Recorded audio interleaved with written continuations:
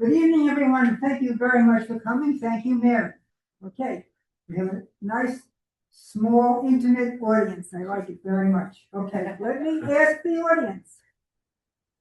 How many of you are planning to have a vacation at the ocean or at a seacoast? Anybody? Anybody planning to go to the ocean? Ah, good, okay. Now, In September. of all the people who are going to an ocean on vacation, how many of you are planning to do astronomy when you get there? One person. Wait, raise your hand though. Actually, two people. Well, I think you all should do astronomy when you're at the ocean. You can do a lot of astronomy at the ocean. You don't even need a telescope. You can do a lot of astronomy. You can call it astronomy down the shore. Perhaps Arthur C. Clarke was right. And when appropriate to call this planet Earth, when it is quite clearly the ocean planet. Because 70% of this world is covered by water. Now, what is happening tonight? Topics for tonight, you will learn about planetary geology, some word origins, some title differences, how ocean plants helped astronomers make optical glass. You'll learn about weather and storms, solar storms, ocean storms, atmospheric storms, and measuring time using the sun. Whoever is vacationing down the shore or vacationing anywhere on an ocean, it is the perfect place for astronomy. There are areas of interest all along the shoreline. You just have to observe its secrets. And you know, astronomers, even when they're on vacation, they're constantly on duty. They're always doing science, no matter where they are on vacation. How many of you have been down the shore when it was cloudy? Isn't that sad? It's such a sad time to have vacation at the ocean and have it cloudy. But when it's cloudy, you can still do astronomy.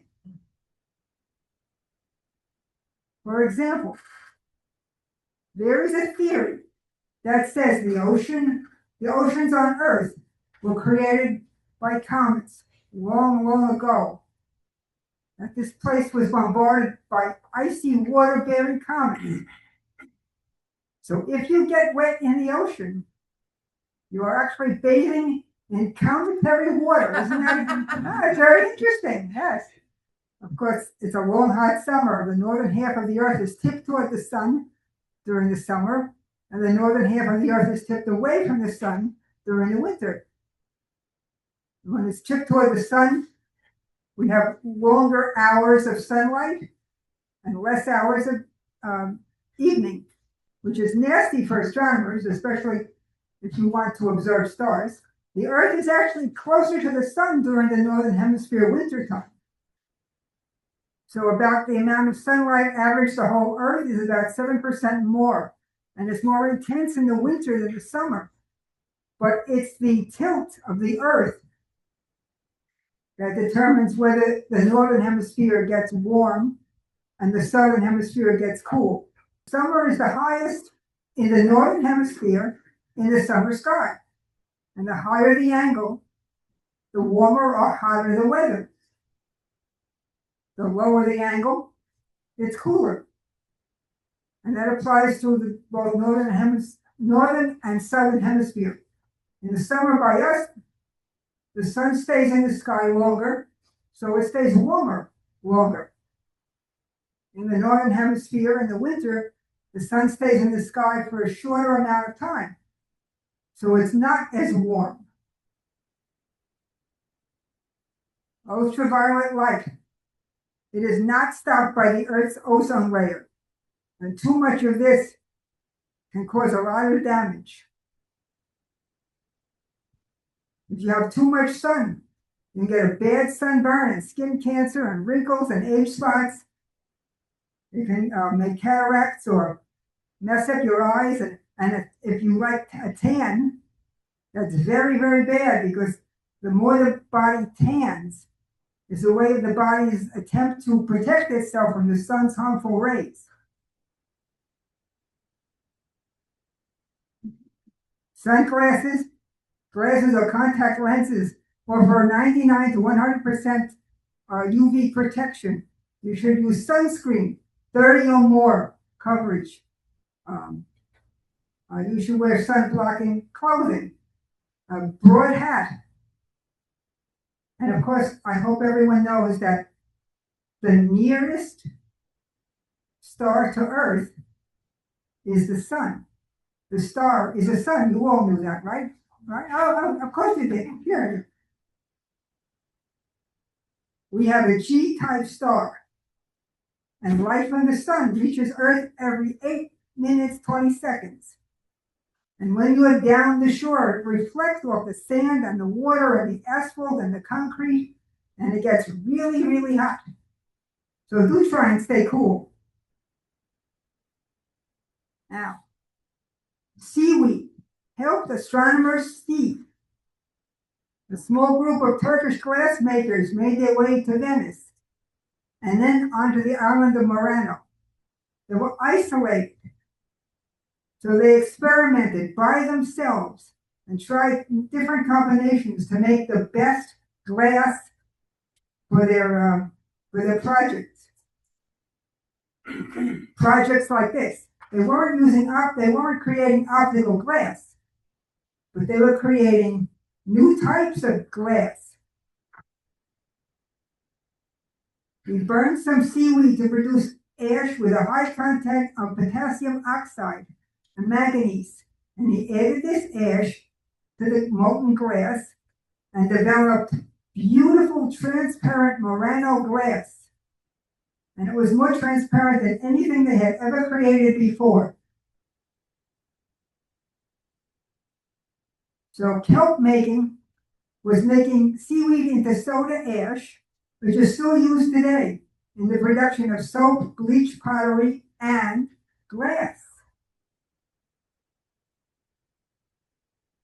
So if you go down the shore, or if you go to any ocean, and you see seaweed on the beach, oh, it's slimy, it's ugly, it's terrible. No. It's wonderful. It led to better optics and helped advance early optical astronomy.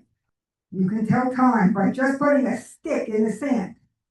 If you want to get fancy, put some seashells around it. A long shadow means that the sun is rising or the setting. The sun is at a low angle to land, which means it's on the horizon. The shorter the shadow, that means the sun is overhead. And you can predict solar high noon. You can make your own natural sundial out of natural things that you find on the beach. Actually, it's a biological sundial, because at the end of the day, when you're done and you're leaving, you can throw everything back on the ocean and start over the next morning.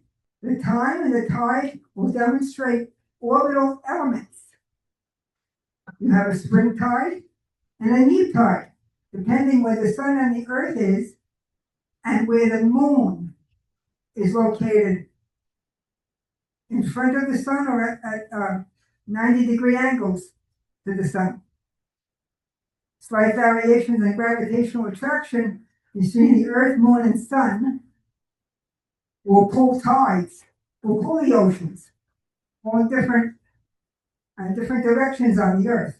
Semi-diurnal tides, which actually means 2 high tides and 2 low tides. The earth turns on its axis every 24 hours. You have the sun in the daytime, the moon at night. Both pull water across the surface of the planet. In one day's rotation, a point on Earth will travel from an area of high tide and through an area of low tide. And then it does the opposite. It'll go through an area of high tide and go through another area of low tide. So that way you have 2 high tides and 2 low tides, provided you have a flat, straight seacoast. If you, like in the picture, if you have a straight, flat seacoast like that on a beach, you will get 2 high tides and 2 low tides a day. But if you have a very wavy coastline and you have deep channels or narrow inlets, the change of tides can happen at least every 24 hours or 12 hours or 4 hours, depending on the depth of the channels and how many channels there are. The shoreline shape, of course, the shoreline is shaped by rivers coming in and the waves and the tides, and different coastline contours create extreme tides. There are many places on Earth you can find extreme tides, but the Bay of Fundy is the most famous. The name Fundy either is from French, meaning split, or Portuguese, meaning deep. Guinness Book of World Records declared the Burnt Coat Head in the Minas Basin as the greatest tide range, 14.5 meters to an extreme range of 16.3 meters. I'm sure you've all seen these pictures where 2 high tides and 2 low tides come within 6 hours. That's because the Bay of Fundy is very narrow and very shallow. And that's what it looks like at low tides. I'm sure you've seen these pictures. There are plenty of other places on Earth that have this, but Bay of Fundy is the most famous. Atmospheric dynamics, also known as weather. Changes in the ocean temperature can affect weather patterns around the world. The 2 cyclones here is the Fujiwara effect, where 2 storms move around a common center point. 2 storms commonly move off together while still locked in rotation. I hope you are never down the shore when you have 2 cyclones or 2 hurricanes. This has nothing to do with anything, but I just want to show you that galaxies can be locked together too. Clouds. No astronomer loves clouds. Every planet that has an atmosphere can create clouds, and clouds are usually made of condensed water or ice. Earth cyclones. They close circulation system around the center of low pressure. They're fueled by the heat released when moist air rises, resulting in the condensation of water vapor. Now that's very important. Water vapor. We have a lot of water on this planet. That's why you get cyclones or hurricanes. Okay? And in this picture, you've got 4 storms at once in the Caribbean. Now, Jupiter has storms too, but they're called anticyclonic because they are not driven by water. There is no ocean as you would find on Earth. Warmer gases rise in a column of cold air, creating a vortex. You find that on Saturn, you find that on Neptune. It's interesting with Jupiter because storms are driven by the heat within the planet. Jupiter radiates more than twice as much energy as it receives from the sun. If you go down the shore in the right place, sometimes you can see aurora. We have a strong magnetic field protecting us from solar flares. The sun sends out a solar wind made of charged particles. When it reaches a certain point, it snaps back, releasing red and green light. If you're lucky, sometimes you see purple. And these happen to be northern lights over the ocean, over ice rings. Of course, other planets have aurora too. You'll see that on Jupiter and Saturn. And lately we have found some on Mars, even though Mars doesn't have gases or Mars doesn't even have an ocean. Storm formation. Storm is from a Proto-Germanic word meaning noise. And if you're looking for a definition, any disturbed state of an astronomical body's atmosphere that is affecting its surface. You can have a storm that creates wind and thunder and lightning and heavy precipitation, or you have wind carrying some substance through the atmosphere like ice, or you can even have a dust storm. You can even have electrical discharges. Florida is the capital of lightning on this planet. And here is a artist's conception of lightning on Venus. An abrupt electrical discharge from cloud to cloud or from cloud to ground is accompanied by the emission of light. Jupiter does the same thing. It comes from cumulus thunderclouds, large anvil-shaped masses, and stretch miles and miles and miles at the base, reach 40,000 feet or more into the Jovian atmosphere. You can have lightning on any planet that has wind, humidity, friction, and atmospheric pressure. The solar wind is what's driving this, and it's accumulation of the charged particles from the solar wind. And that's what it looks like on the night side of Jupiter, the back side of Jupiter that we can't see. We've sent probes to Jupiter who did flybys. And on the night side of Jupiter, they could see lightning storms. Lunar seas. Why are they called seas? Now we know there is water on the moon, but a long, long time ago, people thought it was dry. Ancient people thought the moon was covered by watery oceans, and that's why they called them seas. These dark basalts form the face of the man in the moon. Now, we have atmospheric tricks. Sunlight and moonlight are filtered by the Earth's polluted, cloudy, or smoky atmosphere. And that's why you get the different color effects so close to the horizon. And it works for both the sunrise and the moonrise. And there's the moon. Different colors, because maybe there's haze in the air, light pollution, smoky pollution, all kinds of stuff. You're looking at the moon through the filter of a haze that's close to the horizon. Because remember, if you look straight up, you're looking through like maybe 50 miles of atmosphere. If you look out, straight out on the horizon, you're looking through 300 miles of atmosphere. So you're looking through 300 miles of air pollution, of smoke, of haze. And that's why you get a filtered effect when the moon or the sun is close to the horizon. Now, this is exactly how it works. You're looking through less atmosphere, so there's less color. And you're looking through more atmosphere, so there's more color. So you're looking through a thick or a thin atmosphere. Of course, like Wayne was saying, you can do photography on the beach. You have no light pollution, no skylines, no people to bother your equipment. You might have a sandstorm, and sand would get into your equipment. That would be terrible. But at least there's no light pollution and no city lights. Even if you go to an ocean and it's cloudy, you can still do planetary geology. All you have to do is look at the beach and the rock waves. Now the rocks are altered by wind waves and sand blast.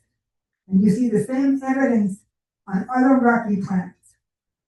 You can see it on Earth, and you can see it on Mars. Wash or windblown sand has all the corners knocked off, and they're round. So that's why sand is round. We would call it planetary weathering. Now, there's no weather on the moon, but you do have solar radiation, which has worn down a lot of the moon rocks to make them round on the edges. And remember, we have sand, and all the soil on Earth is called soil because there's a lot of organics. On the moon, you don't call it moon soil or moon dirt, you call it regolith because it's 100% rocks, worn down rocks. There is no organics. You might find, maybe you'll find organics on Mars, but not on the moon. All you have to do is look at the sand beneath your feet and you can do planetary geology. Pink sand comes from microscopic shells in insects. Black sand you'll find from basaltic lava. And white sand is eroded limestone, and you can see that in New Jersey, like grains of sand on a beach. Earth has mostly quartz and basalt. Mars has iron, silicon, sulfur, basalt, and alumine. Moon, which I said was regolith, has oxygen, aluminum, and silicon and highlands. And regolith in the Maria is rich in iron and magnesium. Sand dunes. Sand dunes come from wind carving. You see a lot of that on Mars. And if you're in the right place, you can see a lot of that on Earth. Now, before I close, I'd like to thank my parents who taught me the wonders of science, and they absolutely loved 8th Avenue Beach at Belmar, New Jersey. I'd like to thank Al and Mary and NASA and all the probes we sent out to the other planets where we learned about how their wind and their solar storms affected their planetary geology. And the larger the island of knowledge, the longer the shoreline of wonder. And that's it, folks. Thank you very much.